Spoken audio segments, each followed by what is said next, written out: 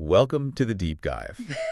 If you've ever had that feeling, like there's just this huge reservoir of capability inside you, but you just can't quite tap into it. Well, today might be your day. Yeah. Our mission here is pretty simple, really. We take these transformative insights, stacks of them sometimes, and we cut right to the core. We want to give you the actionable stuff without all the noise. And today we are really diving deep. We're talking mental toughness, we're talking grit, resilience, and it's coming straight from the source. David Goggins and his book, Can't Hurt Me. Right, Goggins. I mean, his story is something else. Retired Navy SEAL, Yeah. ultramarathon runner, Air Force TACP. But he started from a place that was just incredibly tough. We're talking obesity, abuse, serious educational challenges. And somehow he turned all that pain, all that adversity into fuel, literally. And that's the absolute crux of it, isn't it? That's what we really want to unpack for you, the listener, that this isn't just, listening to a biography of some extreme athlete. Yeah. We're digging into the mechanisms, the mindset shifts Goggins used. The goal here is to distill it all into a kind of practical blueprint, discipline, purpose, making sure you walk away actually knowing how to face down those mental barriers you've got. Okay, let's get into it then. Let's start unpacking this philosophy. Where do we begin? Maybe with that internal thing that tries to keep us playing small. Yeah, we absolutely have to start there. It's Goggins' foundational concept. He calls it the governor. The governor. Okay, it sounds restrictive. It is, intentionally so. Think of it like a mechanical governor on an old car engine. That little device they put in. Right, to stop it revving too high, stop it from blowing up. Exactly. It limits the max speed to prevent damage. It's fundamentally a protection mechanism. And our brain does the same thing, but psychologically. It's the ultimate protection mechanism. This governor, it's built in. Its whole job is to shield us from what it perceives as harm. Intense discomfort, physical pain, the embarrassment of failure. So, evolutionarily speaking, it was useful. Kept us from, running ourselves to death chasing something. Precisely. Kept our ancestors alive. It prioritizes immediate survival, immediate comfort. But here's the catch, Goggins argues. While it keeps us safe, it comes at a huge cost. So what's the cost? It massively limits our potential, our actual human potential. It basically trades growth for guaranteed safety. And that makes us complacent. That comfort-seeking thing. It's always looking for the easy way out, isn't it? Always. Think about it in daily life. The governor is that voice whispering, hit the snooze button. Or, hey, you've done enough work for today. Or maybe just scroll on your phone for a bit instead of tackling that hard conversation. Yeah. It's the voice that avoids friction, any kind of friction. And friction is where growth happens. So by constantly avoiding it, we stagnate. Okay, so that sets the stage. But then Goggins hits us with something really, shocking. The core of his philosophy, maybe. The 40% rule. Ah, yes, the 40% rule. This is where it gets really interesting. Tell us about it. So Goggins says, when you hit that wall, you know the feeling. That moment where discomfort is screaming, difficulty feels overwhelming, and your mind is absolutely convinced it's time to quit, stop, take a break. Yeah, we've all been there. Right. At that exact moment, Goggins argues, you are only operating at about 40% of your true capacity, your actual physical or mental limit. Wait, only 40? That sounds crazy low. It's a staggering claim, isn't it? It means when you feel utterly spent, completely exhausted, you're actually nowhere near your real limit. There's another 60% locked away. Locked behind what? The governor? Locked behind the governor and all those self-imposed mental barriers it throws up. And he didn't just, make this number up. It came from a very specific, very intense experience. Navy SEAL Hell Week, right? Exactly, Hell Week. 5.5 days of just brutal, nonstop training designed to break people. And he watched these incredibly fit individuals, elite athletes even, just quit, voluntarily ring the bell, not because their bodies gave out, but because their minds convinced them they couldn't possibly take another second of the cold, the wet, the sheer exhaustion. So the body could keep going, but the mind just surrendered. The body had miles left, but the mind wrote the resignation letter. Seeing that, feeling that, it fundamentally changed him. It inspired him to consciously, deliberately push past every single one of those internal alarm bells. Every time his mind screamed, stop, he went further. And that governor, it doesn't work alone, does it? It has allies. Oh, yeah, powerful allies. Fear is a big one. Fear of failure, fear of pain, fear of looking stupid or weak in front of others. But maybe the biggest one today is just comfort. Absolutely. That's the insidious one. Modern life makes it so easy. Instant food delivery, climate control everywhere, endless entertainment on tap. We're basically addicted to these safety nets. We've engineered friction out of our lives. We have. So the moment even slight resistance pops up, the governor kicks in immediately.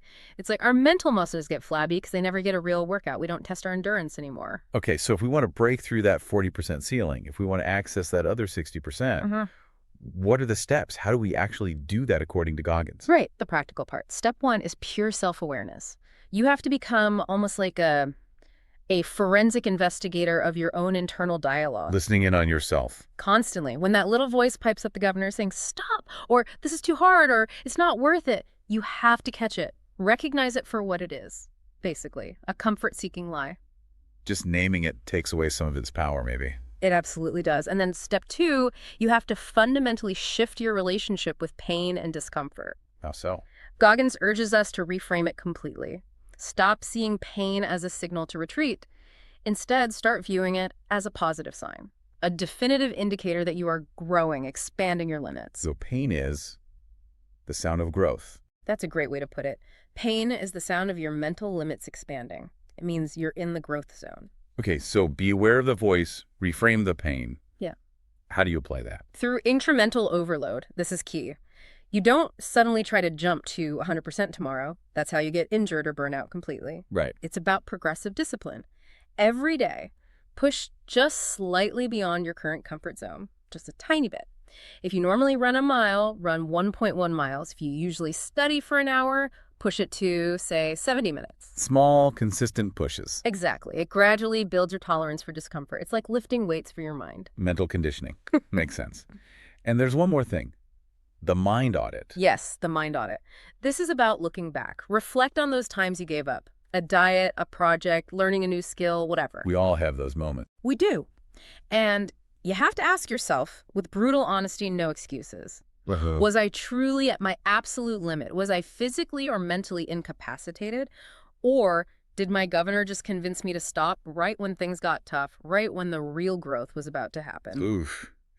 That's a tough question to ask, honestly. It is. But by catching the governor in those past moments, seeing its pattern of false limitation, you start to strip away its power over your future decisions. You know its tricks. Okay, so we understand the internal battle with the governor and the 40% rule. Now, Goggins gives us something really tangible, almost confrontational, a tool for transformation. Yeah. The accountability mirror. Yes. This might be one of his most famous strategies, and for good reason. The mirror for him is the place you go for brutal, unflinching self-reflection. Yeah. No excuses allowed. It's where you take total 100% ownership. And this was central to his own turnaround. Absolute pivotal. We have to remember where he was starting from. Significantly overweight, working a low-paying job, really struggling academically after a very difficult childhood. The accountability mirror came about when he hit rock bottom, basically. He was filled with frustration, maybe even self-hatred, and realized he was blaming everyone else. His past, his dad, society, everything but himself. And he realized that blame wasn't getting him anywhere. Exactly. It was futile. He had to own his current situation, his failures, the weight, the lack of education, the lack of direction. That's where the mirror came in. So what did he actually do with the mirror? This is where it gets intense. He stresses this isn't about, gentle self-love affirmations or feeling sorry for yourself. He took sticky notes and wrote down his harshest truths, his biggest shortcomings, his fears, his laziness, everything he hated about his current self. And he stuck them right there on the mirror. So he had to look at them every single day. Every morning, every night, unavoidable reminders, constant confrontation. Can you give us a sense of what those notes might have actually said? Because harshest truths is still a bit abstract. Oh, they were specific and cutting, not just be better. They were like direct accusations tied to his deepest insecurities. Things like, you're playing the victim, stop blaming your past and start studying. Or, you skipped your run again, you lazy fat F. Or, you're scared to fail, admit it. That's why you're hiding in comfort. Wow, that is brutal. It is. But here's the genius of it, according to Goggins. The point wasn't just shame, it was fuel. Yeah. Pure, unfiltered motivation directly tied to specific actions he needed to take. So each negative note demanded a positive action. Exactly. Each note pointed to a specific area he had to attack. Losing weight, studying for the military entrance exam, facing his fears. It wasn't vague criticism, it was a targeted hit list. And that brings us back to actionable steps, right? The mirror forces you to get specific. Absolutely. It highlights the huge difference between having a vague goal, like I want to get in shape, Yeah. and having a concrete, measurable plan. Like Goggins wanting to become a Navy SEAL. Yeah. That's a massive goal. Yeah. How did the mirror help there? The mirror broke it down. Instead of a note just saying, get smarter, which is uselessly vague, Right. a note would demand, study for the ASVAB test for 2 hours, right after work. No excuses. And the ASVAB, for anyone who doesn't know, that's the military aptitude test. Mhm. Given his rough school background, that was a huge hurdle he had to clear just to even get in the door for SEAL training. A massive intellectual hurdle, and that specificity is the mirror's power source. It creates inescapable accountability. Excuses just evaporate when you're staring at the tangible evidence every morning and night. Did you do the work you committed to? Yes or no? The mirror doesn't lie. It reflects the unfiltered truth about your effort or your complacency. Did you follow the plan or did you give in to the governor? And the results he got using this, Yeah. they were pretty dramatic. Insane is probably a better word. This wasn't just a cool concept. It was the engine driving a radical physical and mental transformation. He talks about losing over 100 pounds in just a few months. Less than 3 months, yeah. Just to meet the strict weight requirements to even start SEAL training. Think about the discipline that takes. Excruciating workouts, an incredibly restrictive diet, all fueled by those daily sticky notes screaming his goals and his potential weaknesses back at him. So it starts with this raw, brutal honesty. Yeah. But does it stay negative? Or does it evolve? It evolves. That's crucial. Once he committed, once he started taking action and seeing tiny bits of progress, he began incorporating constructive self-talk and affirmations into the mirror routine. Okay, so it's not just about beating yourself up. No, it's about acknowledging the current reality, however harsh, but also affirming the future possibility. He'd look in the mirror, see the notes about his flaws, but then also look himself in the eye and declare, I can become a Navy SEAL, even when his current reality was miles away from that. So it's a feedback loop. I know. Confront the failure, affirm the potential, take action, repeat. Exactly. A potent combination that reinforces belief. It tells your brain, change isn't just possible, it's inevitable if you stick to the plan taped right here in front of your face. Okay, so if the accountability mirror is the tool for that raw self-assessment and action planning, then the outcome, the result of applying that relentlessly, is what Goggins calls the callous mind. The callous mind, I like that metaphor. It immediately tells you this isn't something you're just born with. Precisely. It's manufactured. It's Yeah. earned. Just like, the thick skin, the calluses you get on your hands from lifting weights or doing manual labor. Right, from repeated friction and pressure. Exactly. Mental calluses form the same way. Through repeated exposure to discomfort, through overcoming failures, through pushing against adversity again and again. So every time you push past that 40% mark, every time you face the truth in the accountability mirror and take action, you're adding a layer to that mental callus. You're toughening the mind. And this leads directly to the central, non-negotiable principle in all of Goggins' work. You have to be willing to actively seek out hardship. Embrace it. Not just deal with it when it happens, but go looking for it. Yes. He didn't wait for challenges to conveniently appear. He hunted them down. That's why he started running ultramarathons with minimal training. That's why he put himself through Hell Week multiple times, even after passing. He was deliberately choosing extreme situations to forge his mind. And that's where his critique of modern life comes in again, isn't it? Yeah. The comfort thing. It's sharpest here, yeah.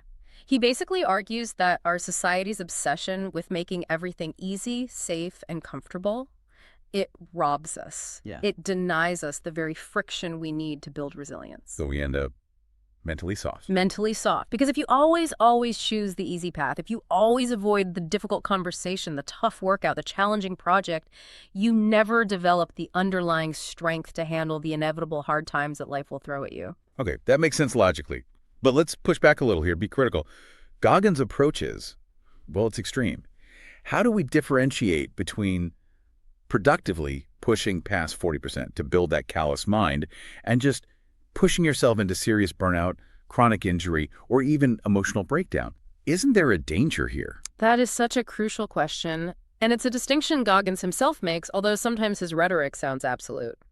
The key difference lies between reckless self-destruction and deliberate informed practice. Okay. He's not advocating for ignoring genuine physical limits or mental health needs. He always stresses incremental overload, those small pushes, combined with meticulous preparation and a recovery. You don't build the callus by just smashing your hand with a hammer randomly. No, that just breaks your hand. Exactly. You build it with controlled, consistent, repetitive friction over time. The mind needs to be trained like a muscle, pushed regularly, tested, yes, but also given the chance to recover, adapt, and get stronger. Not just broken. So the goal isn't self-destruction. It's sustainable adaptation. Getting comfortable with being uncomfortable, but strategically. Perfectly put. Sustainable adaptation. And a huge part of that adaptation process is failure. Right, he talks a lot about failure. He embraces it. He sees failure not as the end of the road or even a setback, really. He sees it as essential fuel, raw material for improvement. So Every time he failed, and man did he fail a lot, he used it.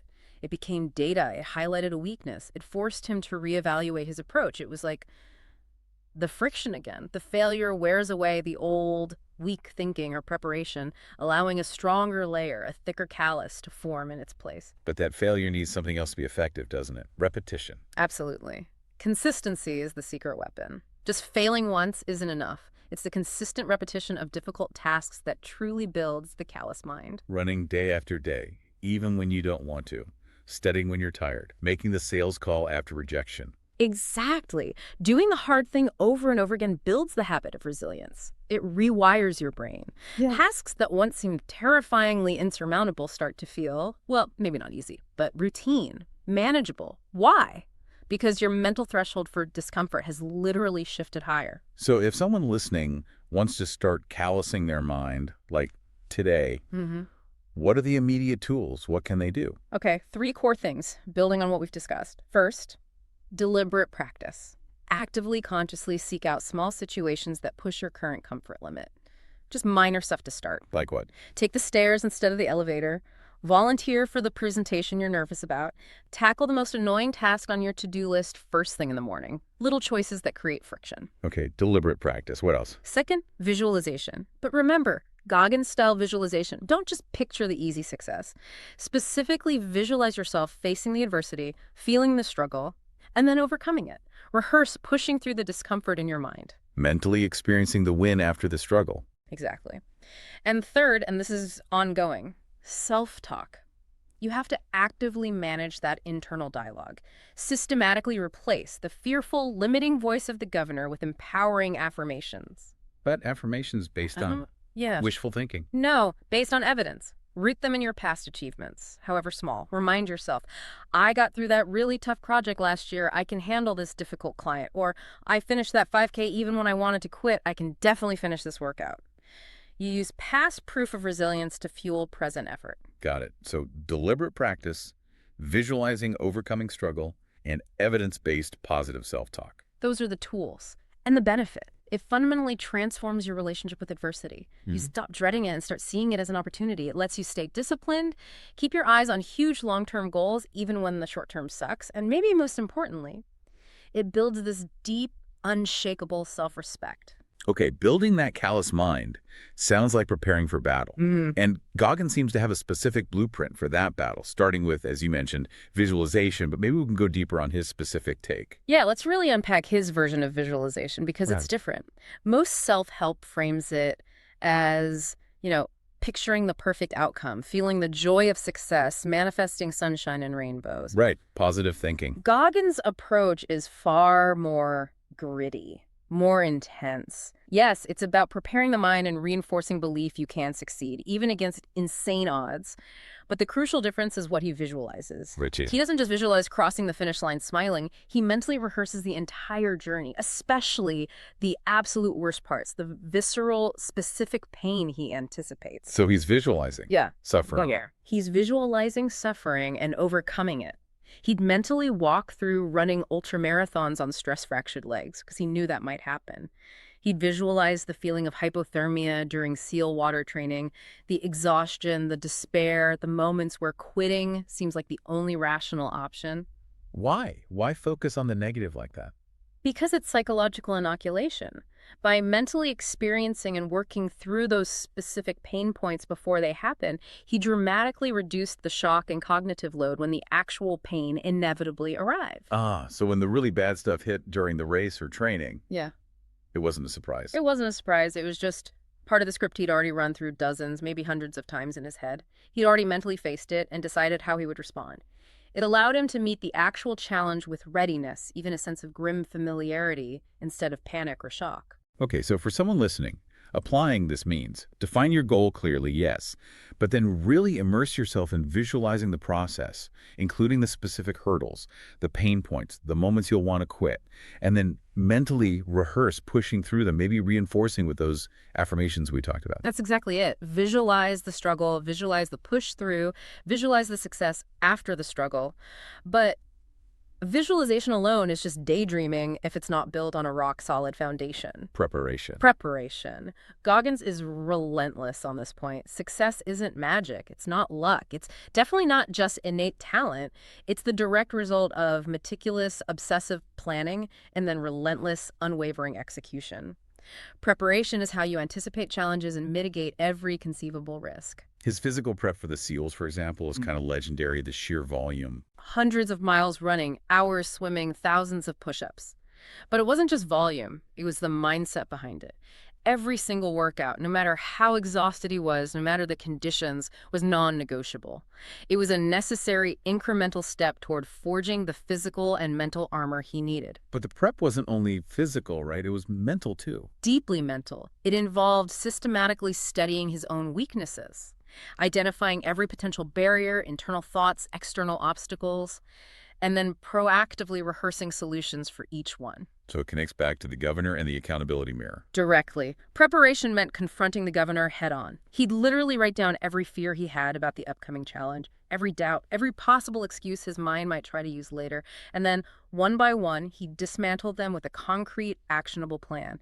If X happens, I will do Y. If I feel Z, my response will be A. He was preemptively stripping his excuses of their power. Exactly. And when you combine that intense visualization of overcoming pain, that obsessive physical preparation, and that proactive mental dismantling of excuses, that's when you arrive at the state Goggins calls being armed and dangerous. Armed and dangerous. What does that actually mean in his context? It's the ultimate state of readiness. It's having the mental fortitude, the emotional resilience, and the peak physical conditioning to face absolutely anything without flinching. It's a mindset that is both unyielding, you simply will not quit, but also adaptable, you can pivot and adjust when the situation changes unexpectedly. Let's break that down, the physical component. Goggins often seems to value endurance even more than raw strength, doesn't he? He absolutely focuses on conditioning the body to withstand extreme sustained stress. He points out again and again that real-world strength, the kind that matters when things go sideways, isn't usually built lifting heavy weights in a comfortable gym for short bursts. Where is it built then? It's forged in those prolonged moments of deep discomfort. The last few miles of a 100-mile race when everything hurts. The final hours of a grueling project when your brain is fried. That ability to keep going when everything screams stop. That's the endurance that defines being dangerous. It's resilience capacity, not just peak power output. And the mental side of being armed and dangerous, training for the worst. Always training for the worst case scenario. You mentally rehearse potential disasters. What happens if your gear fails? What if a key team member drops out? What if you get injured? By running these mental fire drills constantly, you reduce the shock factor to near zero. So if the bad thing actually happens, your mind doesn't waste precious time panicking or freezing. It's already seen this movie. It just clicks into the pre-rehearsed execution plan. Okay, contingency B, let's go. And underpinning this whole blueprint, visualization, prep, readiness, is that core principle. The no excuses principle. Goggins contends pretty convincingly, I think, that the ultimate difference between success and failure often boils down to this: the absolute ability to prepare meticulously and then execute relentlessly without ever resorting to excuses. Because you've already anticipated and planned for all the reasons you might want to quit. Those excuses just sound hollow and invalid when they actually surface. You've disarmed them before the battle even starts. We need to really pause on this theme of suffering, because Goggins doesn't just talk about enduring it, he talks about embracing it. He completely reframes it. He really does. For him, suffering isn't some barrier you try to cleverly navigate around. It's actually an essential ingredient. It's fundamental to deep growth. It's the ultimate test of your character. And he argues that true transformation, the kind that really sticks, Yeah. only begins when you stop running from pain and turn to face it head on. Exactly. And he draws heavily on his own life here. Those incredibly difficult early years dealing with racism, poverty, abuse. He doesn't frame them purely as victimhood. He sees them as his first brutal training ground. They taught him endurance. They taught him endurance, resilience, a kind of baseline toughness, and maybe even a deep-seated belief that he could survive hard things because he already had. Those early trials became the initial rough layers of his mental callus, preparing him unknowingly for the extreme rigors to come. So when he faced later obstacles, like the seemingly impossible goal of becoming a SEAL, how did he approach it strategically? He talks about small wins. Yes, the power of breaking it down. You can't just stare at the massive, overwhelming goal, become a Navy SEAL. That's paralyzing. You have to chop it into tiny, digestible, manageable steps. Like the old saying, eating an elephant one bite at a time. Precisely. For him, it wasn't constantly thinking SEAL training. It was focusing intensely on lose 1 pound this week, or master this specific knot, or pass this ASVAB practice section today. Why is that so important? Because those small, achievable wins maintain focus, they build confidence, and crucially, they create momentum. Each small victory fuels the effort for the next small step, preventing the sheer scale of the ultimate goal from crushing your motivation. But just breaking it down isn't enough, right? To keep taking those steps, especially when they're incredibly hard, you need serious drive. He talks about finding your why. Monumental internal drive is essential. You have to cultivate a why. A core reason for pushing through that is so deeply compelling, so personal, so powerful. That it overrides the pain. It has to override the pain, the exhaustion, the fear, the voice of the governor telling you it's pointless. For Goggins, his why seemed to be rooted in proving something to himself. Proving he wasn't defined by his past, proving he was capable, proving he wasn't a victim. That why had to be strong enough to keep him going when every rational indicator suggested stopping. Let's talk directly about failure now, because Goggins' story is riddled with it. He doesn't shy away from it at all. Not in the slightest. He tackles the societal fear of failure head on. He recognizes that we're often taught to see failure as shameful, as the opposite of success, and that fear creates this paralysis by fear, he calls it. Where people just play it safe. Exactly. They settle for mediocrity because the potential sting of failing at something ambitious feels too risky, too painful. But Goggins failed spectacularly, multiple times. On his path to SEALs, for instance. Oh, yeah. Big failures. He failed the physical requirements initially due to his weight. Then he got into the pipeline but failed Hell Week the first time because of stress fractures. Got back in, failed Hell Week again, this time due to double pneumonia and other medical issues. I mean, failing Hell Week twice.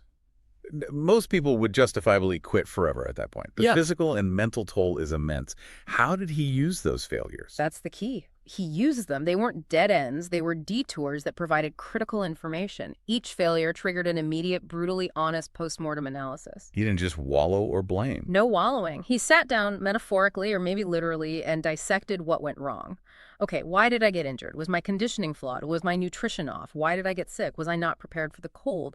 Was my mental game weak at that critical point? He owned it completely. So it wasn't just using the emotion of failure as motivation, like I'll show them. It was using failure as a diagnostic tool. Exactly. Failure was his most honest, albeit painful teacher. It forced him to confront his actual weaknesses, not his perceived ones. And it demanded corrective action. After the physical failures, he didn't just decide to train harder. He trained smarter. He researched. He adjusted his diet. He addressed the specific weaknesses the failure had exposed. He refined his process. And then, once he had that diagnosis, did the emotion come back in? Oh, yes. Once the analysis was done and the new plan was in place, he absolutely channeled the raw emotional pain of that failure.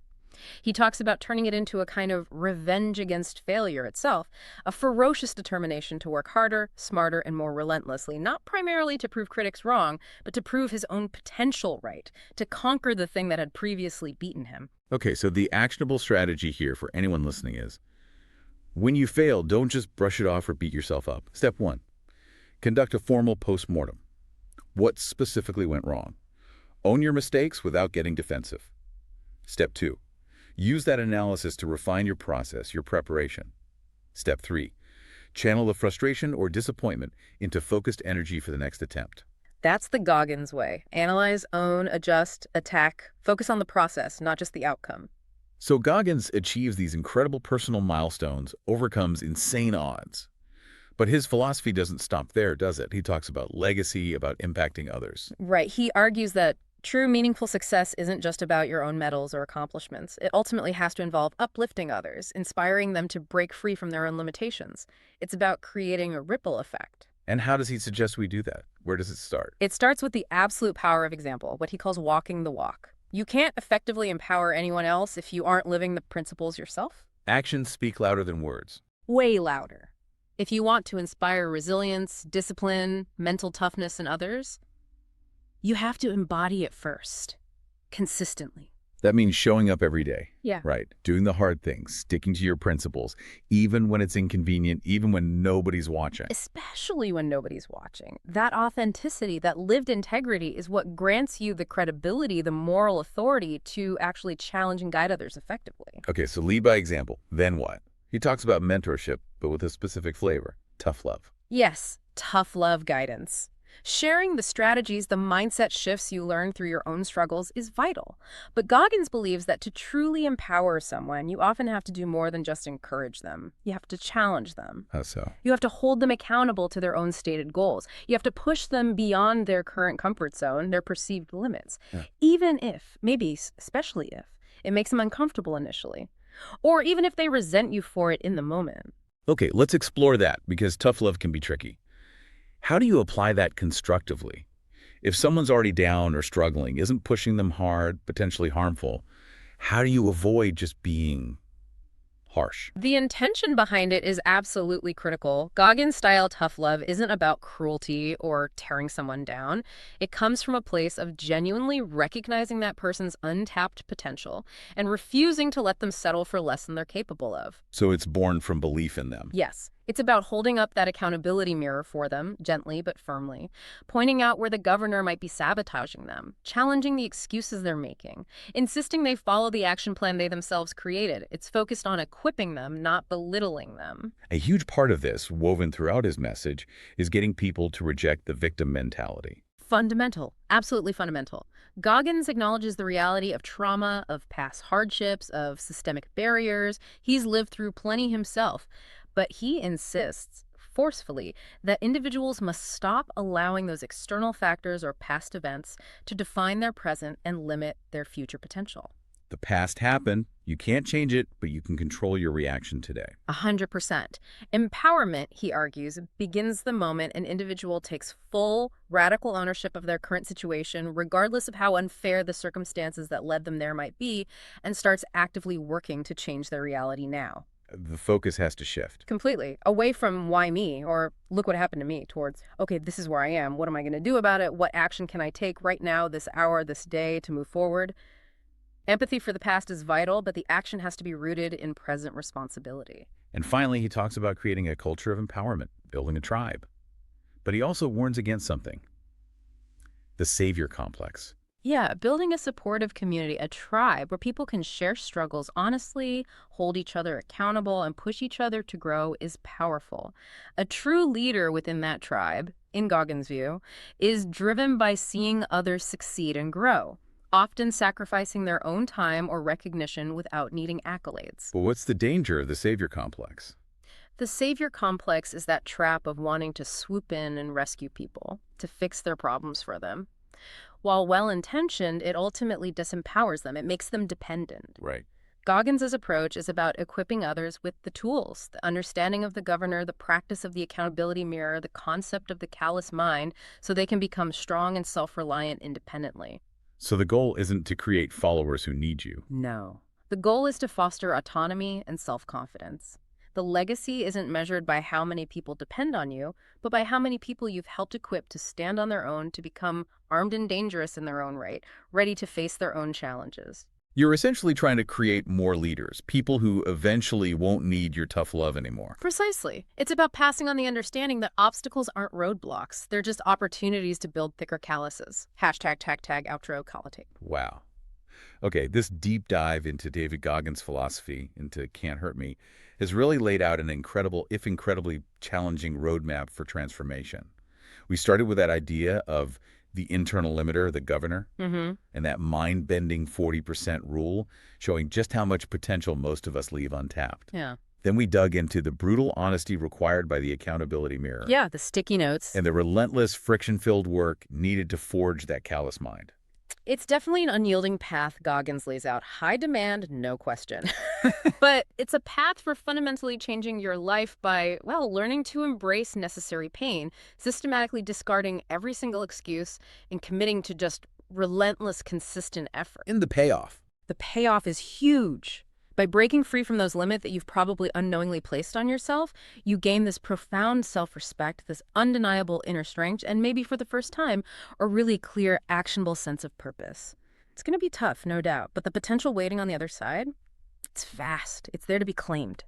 So let's bring it back to that core idea we started with. We established, according to Goggins, that when your mind is screaming, absolutely screaming that you are done, cooked, completely exhausted, you're likely only at 40% of your real capacity. That's the key takeaway to grab onto right now. Mm-hmm. So think about it for a second. That last time you quit something genuinely difficult, maybe it was a workout, maybe a challenging project at work, maybe a hard conversation you backed away from. If you had known about the 40% rule then, and consciously decided to access just 10% more, just push into 50% of your actual potential, Mm-hmm. what extraordinary result might you have achieved? What could have been different? Go find that 10% today, even just 1%. Start there. That's all the time we have for this deep dive. If you're ready to keep tackling tough subjects, keep turning complex ideas into actionable insights you can actually use, make sure you follow us wherever you get your audio. Yeah, we'd love to have you back. We will see you on the next deep dive.